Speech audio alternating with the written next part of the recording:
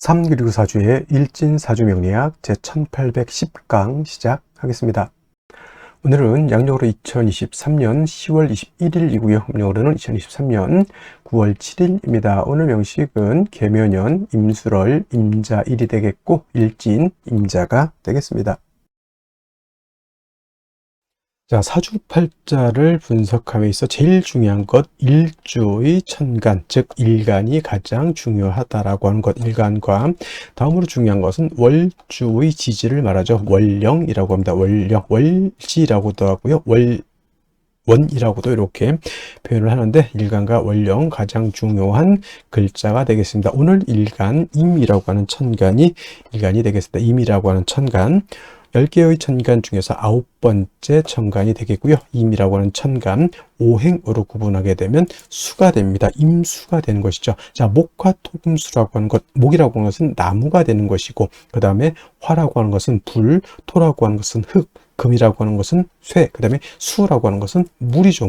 물인데 눈으로 봤을 때는 현상학적으로 물상으로 봤을 때는 물로 보지만은 기운으로 봤을 때는 냉기죠. 냉기, 차가운 한기를 말하는데 좀 오싹하네. 이거는 금의 기운은 숙살 기운을 말하는 것이고 수가 말하는 냉기, 한기라고 하는 것은 유튜브 같은 데 이렇게 보게 되면 사람이 진짜 실질적으로 사는데 어느 정도 온도냐면 영하 72도에서도 사람이 살고 있는 곳이 있습니다. 이렇게 혹한의 차가운 기운을 갖다가 수라고 하고요. 천하를 다 얼게 만들어 버리는 그러한 기운이 바로 수의 기운이다라고 볼 수가 있습니다. 천간으로 수라고 하는 것, 이러한 기운, 임수, 계수가 수가 되는 것인데 계절로 봤을 때 이렇게 냉기, 한기가 강한 계절은 바로 겨울이 되는 것이죠. 천간으로는 임수, 계수가 겨울이라고 보면 지지로는 해월, 자월, 축월이라고 하는 북방이 바로 수가 왕한 수왕절이면서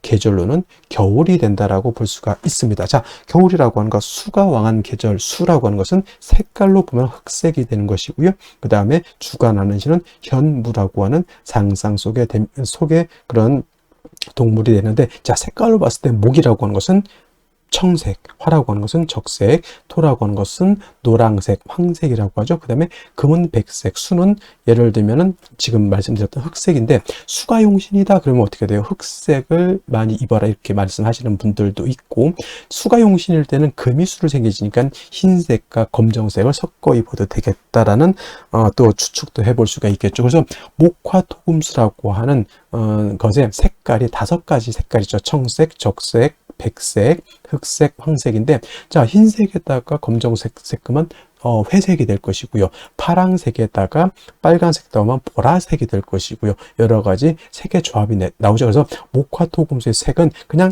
단일하게 5가지 색깔이 아니라 서로가 이렇게 섞이게 되면 무한한 색깔을 나타낼 수 있다. 그래서 색의 삼원색, 빛의 삼원색이 있듯이 그 3가지 색깔이 어떻게 조화를 이루느냐에 따라서 모든 색깔을 만들어낼 수 있듯이 여러분들 목화토금수 색깔 5가지밖에 없네요 이렇게 생각하시면은 조금 시야가 좀 좁으신 거고요. 목화토금수 색깔을 갖다가 여러 가지 다각도로 활용하시는 것도 하나의 방법이다 이렇게 보시면 좋겠습니다. 또 오상이라고 하는 인의 예지신으로 이렇게 봤을 때 목이라고 하는 것은 인자함, 인을 뜻한다라고 그랬고요. 금이라고 하는 것은 의로움, 의를 뜻한다고 했고, 화는 예절, 빛이 있고 밝음이 있을 때 예절이 돋보인다라고 하는 개념으로서 화는 예절, 토라고 하는 것은 절대 움직이지 않고 믿음, 그죠? 항상 그 자리에 그 상태에서 우리를 포옹해주고 우리를 안아줄 것이라고 하는 그런 믿음이 있는 것이 토가 되는 것이고, 수라고 하는 것은 지혜를 뜻하죠. 물이라고 하는 것은 특정한 형태가 없습니다. 동그란 곳에 넣으면 동그래지고, 그 다음에 네모난 틀에 넣으면 네모래지는 것이 수고요. 수라고 하는 것은 항상 위에서 아래로 흐르게 돼 있고, 물론 전기를 이용해서 펌프로서 위로 쏘아 올릴 수는 있지만 결국에는 올라가서 무한대로 올라가지 않죠. 어느 순간 올라가게 되면 밑으로 떨어진다라고 하는 것. 그래서 수라고 하는 것은 순리를 따른다라고 하는 개념으로도 우리가 이해할 수가 있고, 물이라고 하는 것은 밑으로 흐를 때 막아버리면 영원히 막히는 것이 아니라 어느 정도 되게 되면 물이라고 하는 것은 좌회해서 갈 수도 있고 우회해서 갈 수도 있고 막아놓은 것을 넘어서 갈 수도 있다라고 하는 것. 그래서 목화토금수 중에서 가장 큰 힘을 가지고 있는 것은 아마도 물이 아닐까. 물의 힘이라고 하는 것은 엄청납니다. 큰 건물을 갖다가 뒤틀리게 만들 수도 있는 것이고, 그 다음에 물난리, 댐이 한번 폭파돼서 물난리가 나면 진짜 남아날 거 없이 다 그렇게 휩쓸고 내려갈 수도 있고, 그 다음에 금광석을 자를 때, 금광석이라고 하는 것이 굉장히 단단하잖아요. 금광석. 이거를 자르는 것이 바로 물로 자른다라고 하는 거. 물 가지고 쇠도 자를 수가 있겠고요. 못 자르는 것이 없다 이렇게 합니다. 그래서 물을 고압으로 틀게 되면은 엄청난 파괴력을 가지고 있는 것이 수라고 하는 것. 그래서 수라고 하는 것이 되게 물르고 그냥 뭐 강도가 없을 것 같지만, 물이라고 하는 것은 그만큼 강한 힘을 가지고 있다. 그래서 임수일간들이 왕할 때는 대체적으로 사람이 잔잔해 보인다 하더라도 속에는 엄청난 힘과 파워를 가지고 있는 것이 또 수일간, 특히나 임수일간이 왕할 때는 그러한 특성을 가지고 있다라고 하는 것을 꼭 명심해 두시기 바랍니다. 또 이 수라고 하는 오행을 다시 두 가지로 구분해 볼 수가 있겠죠. 음과 양으로 구분해 볼 수가 있는데, 자, 음과 양으로 구분할 때 음양이라고 하는 것은 서로 대조되고 상대되는 것이지만은 누차에 걸쳐 강조하지만, 음은 양이 없으면 존재할 수 없는 것이고요. 양은 또 음이 없으면 존재할 수 없습니다. 음이 여자라고 봤을 때 양은 남자죠. 여자는 남자 없이 존립할 수가 없겠고, 남자 역시 음이 없으면 존립할 수가 없습니다. 착함이 있어야 악함이 있는 것이고요. 악함이 있어야 선함이 돋보이는 것이다. 밤이 있어야 낮이 있는 것이고, 낮이 있어야 밤이 있는 것이다. 이렇게 생각하시면 되겠죠. 그래서 수라고 하는 것은 양수가 있고 음수가 있는데, 오늘 공부하게 되는 임수는 양수가 되는 것이고, 내일 공부하게 되는 음수인 어떤 수가 있습니까? 개수가 있죠. 개수는 같은 수라 하더라도 음의 기운을 가지고 있는 수가 되겠습니다. 그래서 같은 오행수라 하더라도 개수는 음의 기운, 그 다음에 양수는 임수는 양의 기운을 가지고 있는데, 양수는 우리가 물상의 비유를 하게 되면 대해수라고 해서 바다라든가 강호수 같은 것에 우리가 비유를 많이 하죠. 물 중에서 가장 큰 물이 어떤 거예요? 바다죠. 그 다음에 강 또는 뭐 호수 같은 거. 호수, 외국에 있는 호수 중에는 우리나라 한반도 정도의 크기가 되는 호수도 있다고 합니다. 거의 뭐 수평선을 볼 수 있는 호수죠. 그런 경우 우리는 뭐 백운호수 뭐 이런 호수인데 돌 던지면 건너갈 것 같은 정도, 뭐 그 정도는 솔직히 우리 그 비유를 하자면 그 정도는 호수라기보다는 개수에 가깝죠. 개수. 임수라고 하는 개념, 그렇게 방대하고 큰 개념의 물이다라고 봤을 때, 음수인 개수는 작은 물입니다. 우로수라고 하죠. 하늘에서 내리는 비라든가 이슬 같은 개념, 옹달샘 같은 개념으로도 볼 수가 있겠고, 사람이 먹을 수 있는 음용수 같은 개념, 그 다음에 하늘에 치성을 드릴 때 쓰는 정화수 같은 개념, 캐톨릭에서 뭐 할 때 쓰는 성수 같은 개념으로 볼 수가 있습니다. 그래서 개수라고 하는 것은 작고 맑고 깨끗한 물이다라고 봤을 때, 그렇다고 임수가 더럽냐? 그런 건 아니고요.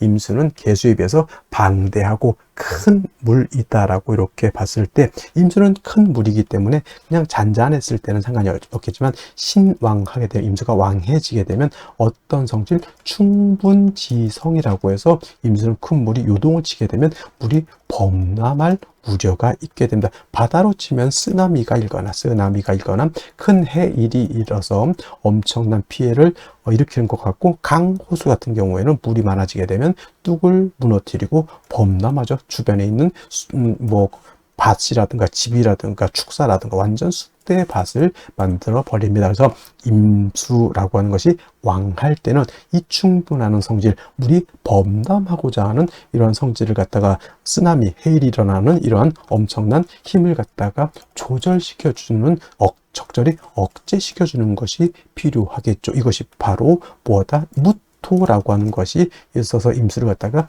제방해야 된다라고 이렇게 설명을 하는 겁니다. 제가 무토, 기토 설명할 때 무토는 어떤 토? 건토라고 했고요. 기토는 습토라고 해서, 금을 생할 때, 토생 금을 할 때는 습토인 기토라든가 지지로 진토라든가 술토 가지고 금을 생할 수 있지만, 임수라고 하는 큰 대해수를 갖다 제방할 때는 습토인 기토로는 임수를 제방할 수가 없다. 그래서 양토인 무토, 건토인 무토로서 제방해야 되는 것이고, 기토는 작은 스잎, 물에 젖은 모래가기 때문에 만약에 임수가 기토를 보게 되면 오히려 기토가 임수를 갖다 탁하게 만든다고 해서 기토 탁 임이라고 임수를 갖다 제방을 해야 되는데 물을 더럽히게 흙탕물을 만들어 버리는 그러한 경우, 예를 들면 한강을 막겠다고 삽자를 가지고 아무리 모래 갖다 뿌려 본들 그 왕한 물에 의해서 모래가 다 쓸려 내려가죠. 물만 더럽혀진다라고 하는 것이 바로 이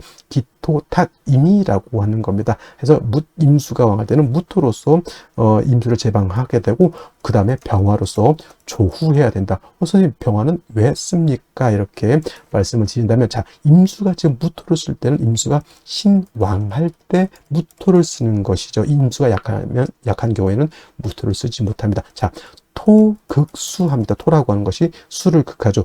왕한 임수를 무토가 극한다라고 하는 개념은 파극해서 없앤다는 것이 아니라 제방해서 임수의 용도를 만들어준다. 쉽게 말하면 소양강 댐을 만들어서, 댐이 무토가 되겠죠. 그 소양강이라고 하는 물을 가둬서 공업용수, 농업용수, 생활용수로 쓸 수 있게 만들어주는 것이 바로 이 무토인데, 임수가 왕할 때는 토극수하는 것이라 자칫 수다.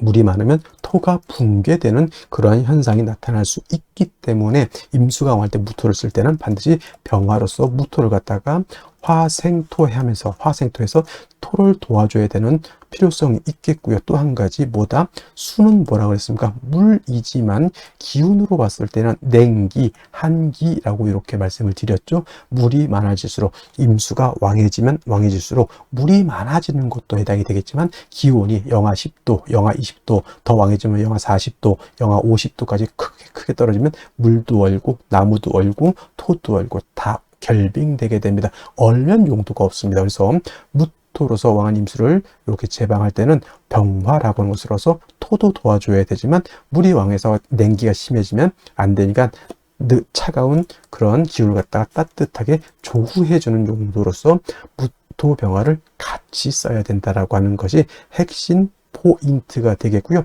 반대로 임수라고 하는 것이 아무리 대수라 하더라도 항상 왕할 수는 없죠. 임수일간이 예를 들어서 4월, 5월, 미월, 진술, 축월 같은 때 태어나거나 인월, 묘월 같은 때 이렇게 태어나게 되면 써드릴까요? 4, 5월, 그 다음에 진술, 축, 묘월은 토가 왕한 계절이니 진술, 축, 미월 같은 경우, 그 다음에 인월은 모광절, 묘월도 모광절, 인묘월 같은 데 태어났을 때는 임술간이 신약이 되죠. 신약이 되죠. 이런 경우 자칫 무토를 쓰게 되면 극설교집이 되거나 해서 임수가 진짜 그때는 파극을 당해서 임수를 못 쓰게 되는 그런 현상이 나타나기 때문에, 이러한 경우에는 무토를 쓰는 것이 아니라 인성인 금으로서 금생수 해 주어서 임수의 근원, 수원을 마련해 주는 것이 필요하겠다. 그래서 임수는 왕하면 무토병을 쓰고, 임수가 일간이 약하면 금을 쓴다 정도 이렇게 기억해 두시고, 나머지 글자들은 그때 필요에 의해서 쓸 수도 있고 안 쓸 수도 있지만은, 임수는 왕하면 무토병화, 약하면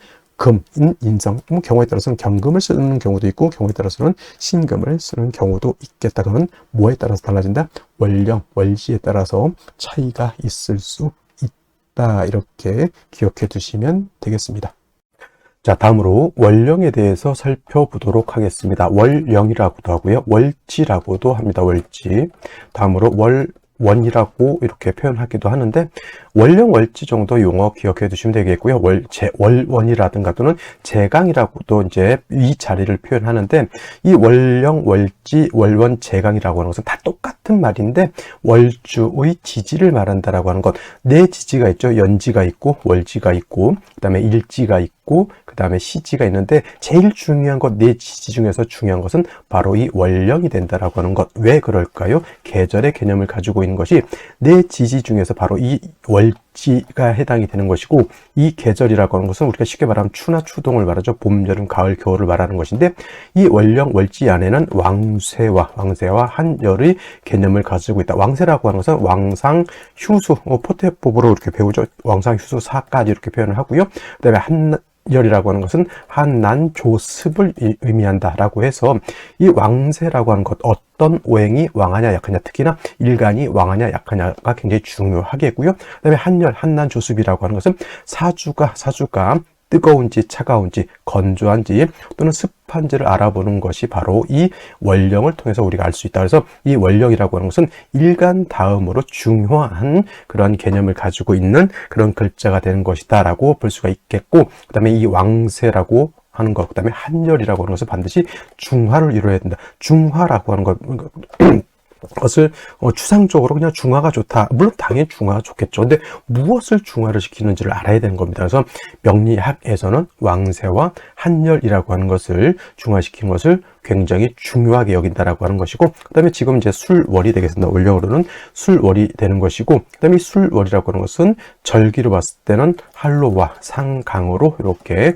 구분해 볼 수가 있다. 한로와 상강으로 이렇게 되어 있는데 중요한 것은 한로가 되어야지만 월이 어디에서 유월에서 지금 술월로 이렇게 전환이 된다라고 하는 것. 그리고 신유술월이라고 하는 세 개의 계절 월이 있는데, 신유술을 모두 계절로는 가을이다. 신월은 우리가 초추라고 설명을 했고요. 그 다음에 유월은 중추라고 설명을 했고, 지금 설명하는 술월은 이제 모추라고도 하고요. 그 다음에 개추라고도 하고 만추라고도 합니다. 쉽게 말하면 늦 가을이 되는 것이고, 바로 이 술월이 다음 계절로 넘어갈 때는 입동으로 넘어가면서부터 해자축월이라고 하는 겨울로 넘어가는 것이다라는, 그래서 이제 신유술월 제가 설명할 때 항상 환절기가 된다. 환절기. 그래서 술월 같은 경우에는 가을에서 어디로? 겨울로 넘어가는 환절기가 된다. 그래서 술월 같은 경우에는 그 지장간에 정화라고 하는 것도 들어가 있지만은,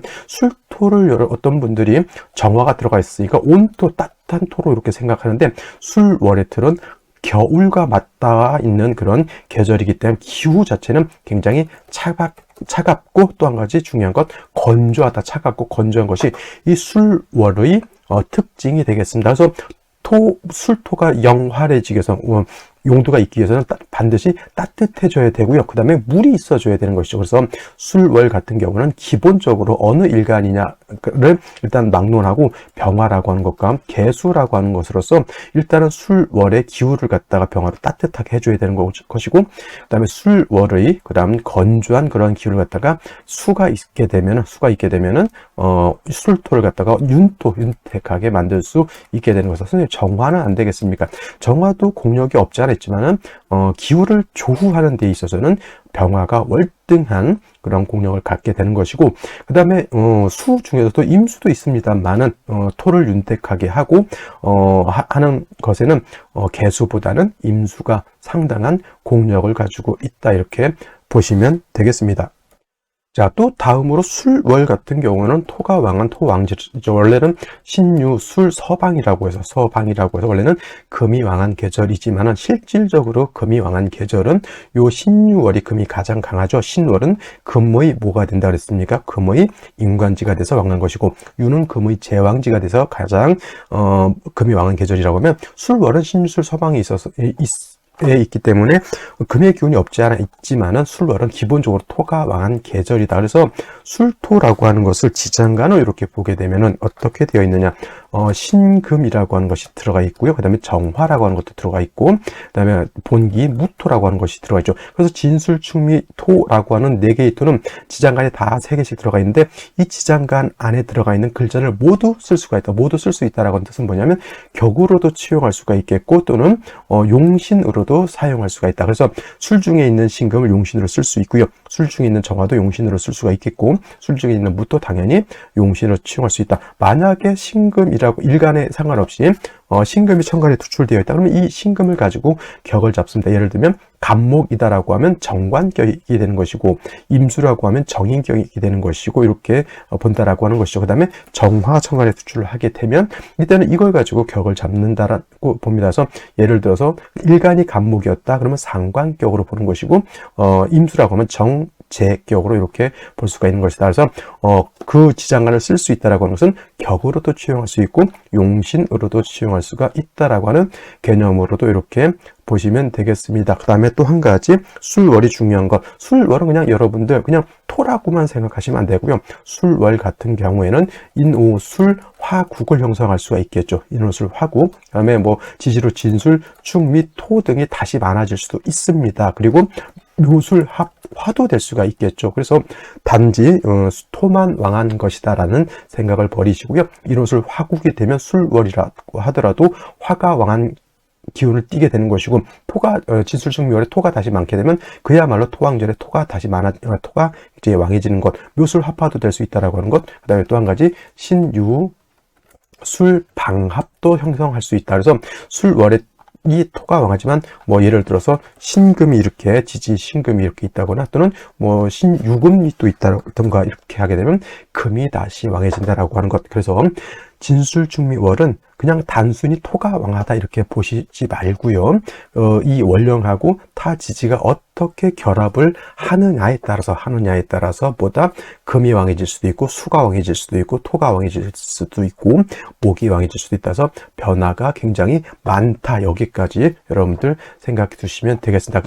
자, 이러한 술월에 일간 임수가 태어나게 되면 사주를 어떻게 배합하는 것인가? 자, 일간 임수라고 하는 것은 양수라고 말씀을 드렸고 대수적 큰 물과 같다. 그래서 일간 임수가 왕하면 충분한 성질을 가지고 있기 때문에 무토로서 임수를 제방해야 된다라고 말씀을 드렸고, 임수 일간도 신약한 경우에는 금으로서 금생수에서 수의 근원을 마련해 주는 것이 필요하다라고 말씀을 드렸는데, 자, 월령이 술월이기 때문에 술월은 토가 왕한 계절이고요. 토가 굉장히 왕하죠.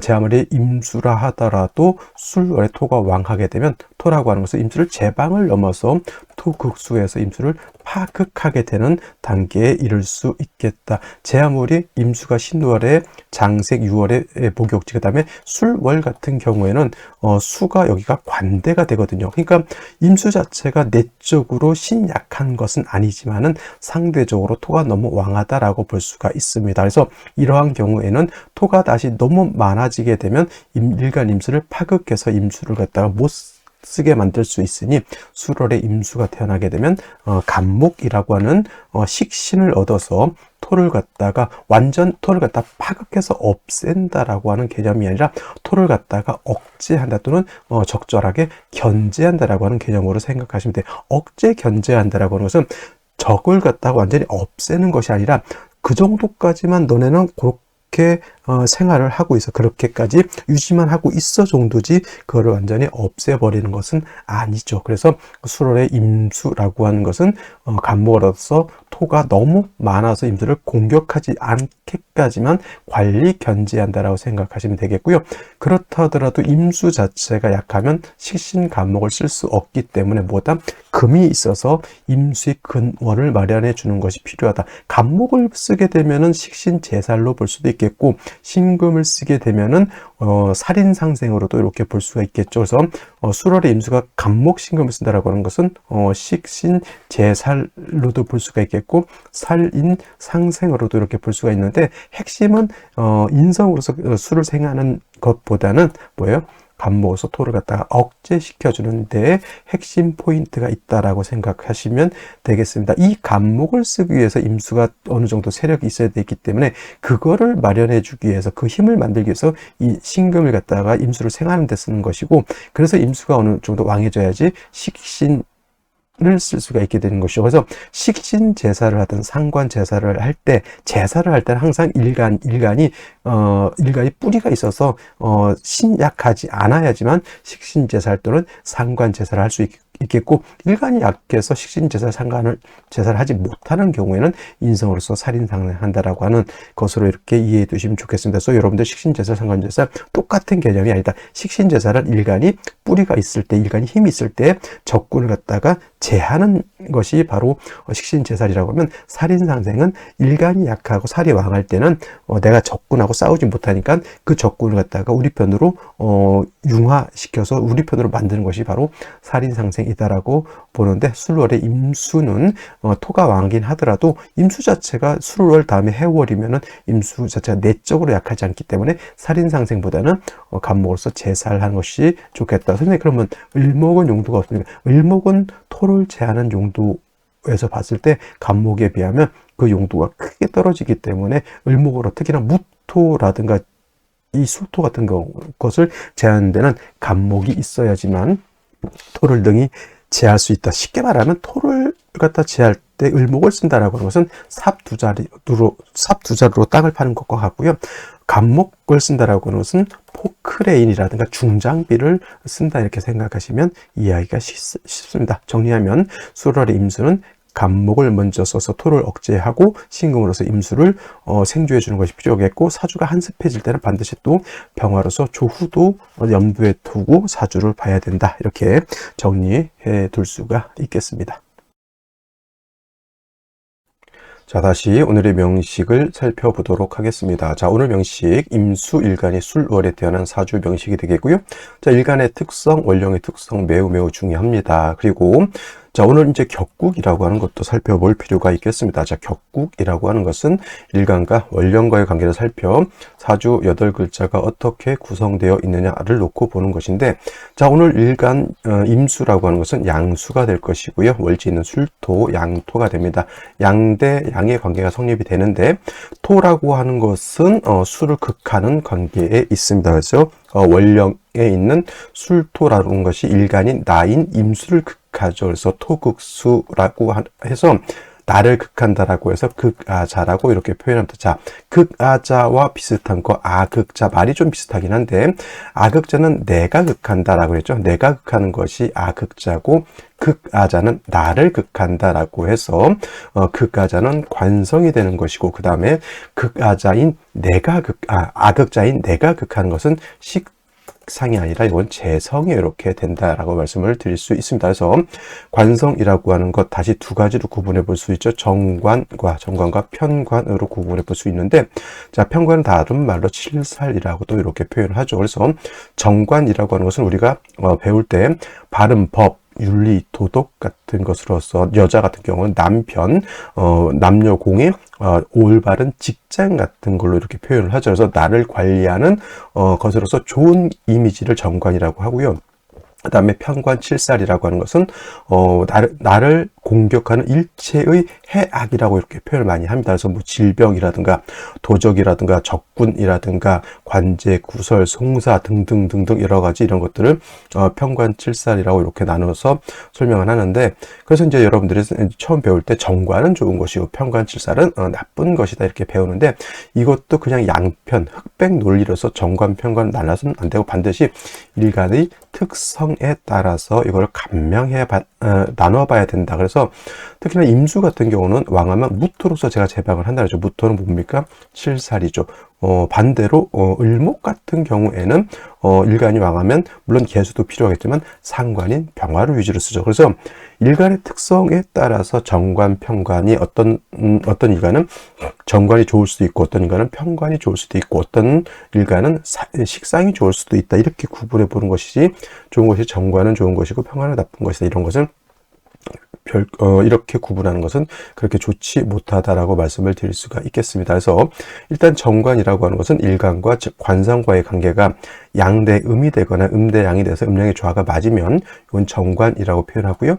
편관칠살이라고 하는 것은 일간과 관성과의 관계가 오늘처럼 양대 양이 되거나 음대 음이 돼서 음양의 조화가 맞지 않으면 편관칠살이라고 하는데, 이거 오늘 같은 경우는 임수가 술월에 태어나게 되면 편관격 또는 칠살격 이렇게 볼 수가 있는 것이다. 참 중요한 것은 술월은 당연히 일간이 약하고 신약하고 관성이 신약하고 살이 왕한 그런 사주 구조가 되는 것이죠. 단 한 가지 살펴봐야 될 것은 일반적인 신약사랑 또는 일반적인 살중신경으로 볼 것이냐 아니면 좀 더 달리 봐야 될 것이냐를 봤을 때, 자, 술월이라고 하는 것은 당연히 토가 왕한 계절이긴 하지만은 수라고 하는 것도 이렇게 가잖아요. 술은 신유, 술에서 해자 축으로 넘어갈 때 신유술은 어떤 계절? 금이 왕한 금왕절이 되는 것이고, 해자 측은 수가 왕한 수왕절이 되는 것이니 술월이 당연히 토가 왕하긴 하지만 수의 입장에서는 신유술, 해자축 내적으로 술월의 임수가 약하진 않다는 얘기죠. 그죠? 그래서 신유술만 지나게 되면 해자축 임수의 임관지 재앙지로 가기 때문에 토가 원체 왕해서 임수가 명함을 못 내민다. 이 정도는 생각할 수 있어도 임수 자체가 너무 허약하다라고는 보지 않는다는 겁니다. 그래서 이런 경우에는 칠살이 왕하더라도 뭘 할 수 있다? 제살을 할 수 있다. 원래는 칠살이 있을 때는 두 가지 방법이 다르죠. 살인, 상생이라고 하는 것과 제살이라고 하는 방법. 즉 제살은 다시 두 가지 있습니다. 식신 제살이라고 하는 것과 그 다음에 상관 제살이라고 하는 것으로서 구분이 되죠. 식신 제살이라고 하는 것과 상관 제살이라고 하는 것이 있죠. 제살이라고 하는 것은 식신 또는 상관으로서 칠살을 제한다는 얘기인데, 임수가 수월에 태어나게 되면 당연히 임수 자체가 약하지 않기 때문에 요 살을 제할 때 어떤 걸로 제할까요? 임수 입장에서 을목은 상관이 되는 것이고 간목은 식신이 되는 것인데, 이때는 이 무토를 어떤 걸로 제할 때 효율적이냐를 봐야죠. 을목보다는 당연히 간목으로서 제하는 것이 보다 그렇죠. 효율적으로 토를 통제할 수 있겠다. 을목은 상관 제살이 되지만 무토라고 하는 술토라고 하는 왕토를 어떻다 그렇죠. 등이 감내해낼 수가 없다라고 보시면서, 그 다음에 임수가 아무래도 술토에 비해서 조금 약하기 때문에 임수의 근원, 나의 후방에서 나를 지원해 줄 수 있는 후방 지원 군이 있어주는 것이 필요하겠다, 이렇게 볼 수 있는 것이죠. 그래서 수월의 임수는 간목으로서 토를 제하고 임수로서 신금으로서 임수의 근원을 마련해 주는 것이 필요하겠다, 이렇게 보시면 크게 틀리지 않는다라고 봤을 때, 자, 오늘 명식은 월간에 일단 임수가 투출되어 있죠. 이렇게 임수가 투출되어 있고 연간에 개수가 투출이라 말씀은 안 되겠네요. 일단 비견급자가 있기 때문에 나름대로 수의 세력은 약하지 않겠다, 이렇게 보면 되겠고, 월연지를 보게 되면 묘목이 있습니다. 묘목 입장에서 묘라고 하는 것은 상관이죠. 이렇게 되게 되면 뭐 상관 제살이 되냐? 아니에요. 상관 제살은 안 되고 묘술 합이 되죠. 화가 된다라고 해서 재성, 이제 조후의 개념으로는 쓸 수가 있겠지만은 역시나 뭐 토가 왕한 것은 어쩔 수가 없겠다. 근데 이제 좀 고려해 봐야 될 게 오늘이 바로 임자일이죠. 자수를 얻었다라고 하는 뜻이죠. 이렇게 되게 되면은, 자, 천간에 임수 일간 빼고도 비견 겁재가 있는 상태에서 자수를 보잖아요. 이거 굉장히 수가 오히려 신왕해지게 되죠. 신왕해지게 되고, 이런 경우에는 오히려 술중 무토로서 임수를 제방하고 그 다음에 화로서 조후해야 되는 약간의 변격적인 사주가 된다. 격이 변한다. 그래서 이런 경우에는 원래는 간목으로서 토를 제하고 신금으로서 임수를 새겨줘야 되는 것인데, 자수라고 하는 양인을 받기 때문에 이러한 경우에는 말씀드렸던 것처럼 일간이 매우 왕해졌기 때문에 토를 오히려 써야 된다. 그래서 요거는 보다 양인도 있잖아요. 양인하고 칠살이 있으니까 오히려 이거는 양인 가살하는 구조로 가야 된다. 특히 요 개수라고 하는 거 꼭 잘 보십시오. 얘는 그냥 겁재가 아니라 양인 자중에 있는 개수가 투출한 것이기 때문에 이 사주는 오히려 양인격은 아니죠. 칠살격에 양인이 있어서 양인 가살이 되는 것이다 라고 볼 수 있죠. 좀 약간의 조후가 좀 있으면 좋지 않을까라는 생각을 해보게 됩니다 라고 해서, 자, 생시를 보면서 또 설명드리도록 하겠습니다. 자, 다시 생시를 보도록 하겠습니다. 자, 경자시를 보도록 하죠. 경자시. 자, 이렇게 되면 술월에 토가 왕할 것 같지만은 양인 하나, 양인 두 개, 양인이 또 투출돼 있죠. 이거 수가 엄청 왕한 것에다가 술중 신금의 뿌리를 둔 경금 투출해서 술을 상하죠. 이거는 반대로 오히려 술중 무토가 용신이 되고, 묘목이 뭐 화를 생한다라고 개념을 보지만은 이거는 화가 너무 부족해서 조우가 미약한 그런 구조가 되는 것이니 운은 어디로 가야 된다? 화토운으로 가야 된다. 이것이 바로 원칙적인 용신충법하고 완전히 달라져 버렸죠. 그래서 이런 거를 변격이 되었다, 격이 변했다, 이렇게 보는 것이고요. 신의 시도 마찬가지가 되겠습니다.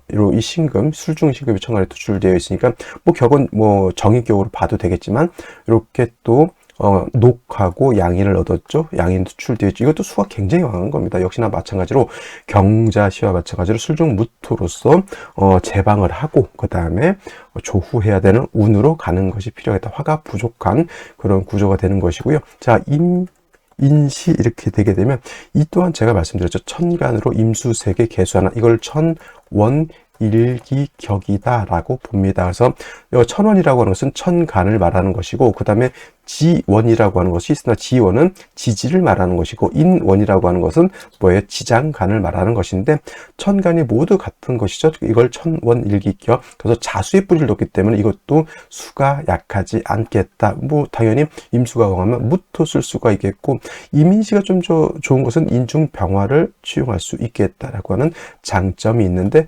상대적으로 계묘시는 의미가 별로 없습니다. 같은 비슷할 것 같지만 묘목은 뭡니까? 상관이긴 하더라도 이거는 수를 빨아들이는 공력도 작고 그 다음에 묘 안에는 화가 없죠. 인 안에는 화가 있는데 그래서 같은 값이면 이민시가 훨씬 낫겠다라고 보시면 되겠고 자 갑진시가 이제 이건 문제입니다. 갑진시가 문제인데 문제가 뭐냐면 자수가 진을 보게 되면 자진합수가 되죠. 원래는 신자 진 수국이 되니까 수가 왕해지는데 이거는 자진 반합이죠. 자진 수국으로서 반하준 삼합이 되는 것인데 무토를 써야 되는 것인데 간목에 투출되어 있다 그러면 간목이 토를 억제가 되는 거잖아요. 그죠? 그러면 이런 경우에는 또 이 간목이라고 하는 것이 진 묘의 뿌리를 놓기 때문에 간목도 약하지 않습니다. 그래서 이런 경우에는 오히려 간목이게 되면 제살태과가 된다. 오히려 간목이 있어서 용신으로서 애들의 술토를 갖다가 억압시켜준다 이렇게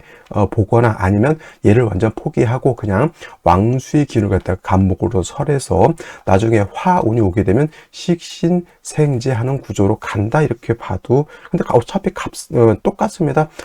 간목에 투출해서 술토를 갖다가 억제시켜 주니까 술토를 못 쓰는 것이고 투출된 식신 간목을 쓴다라고 보는데 제가 봤을 때는 뭐 어떤 것이 더 좋으냐 당연히 뭐죠. 투출된 걸 나는 이렇게 생각하면 돼요. 임수인 나는 이 지지에 있는 것보다는 드러나 있는 걸 쓴다 이렇게 생각하시면 된다.